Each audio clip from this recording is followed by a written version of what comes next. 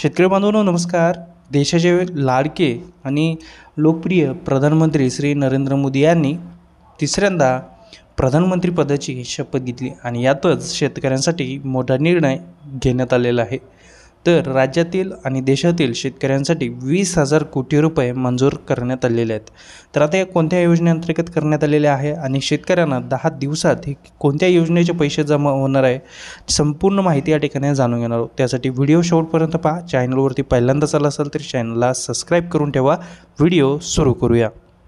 शेतकरी बांधवांनो, नरेंद्र मोदी यांच्या ट्विटर हँडलवरती महत्त्वाची माहिती देण्यात आलेली आहे। तर या ठिकाणी पाहू शकता, इसके तहत पीएम किसान सन्मान निधी के 17वीं किस्त म्हणजेच पीएम किसान योजनेचा जो काही 17वा हप्ता आहे, या संदर्भात जी काही फाईल आहे या फाईलवरती हस्ताक्षर करण्यात आलेले आहे आणि याचा जो काही लाभ आहे थेट देशातील 9 करोडपेक्षा जास्त शेतकऱ्यांना होणार आहे।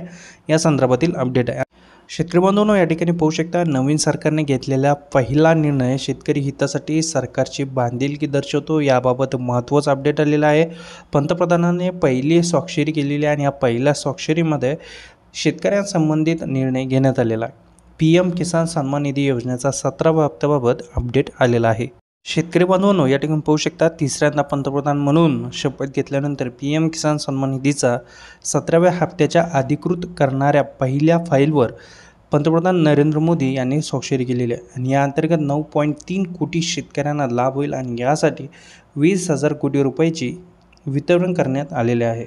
आता या ठिकाणी 20,000 कोटी रुपये 9 कोटी म्हणजे जे काही शेतकरी आहेत त्यांना हा लाभ मिळणार आहे आणि लवकरच हा हप्ता वितरित केला जाऊ शकतो, कारण की रक्कम वितरित करण्यात आलेली आहे। असं या ठिकाणी अपडेट आहे।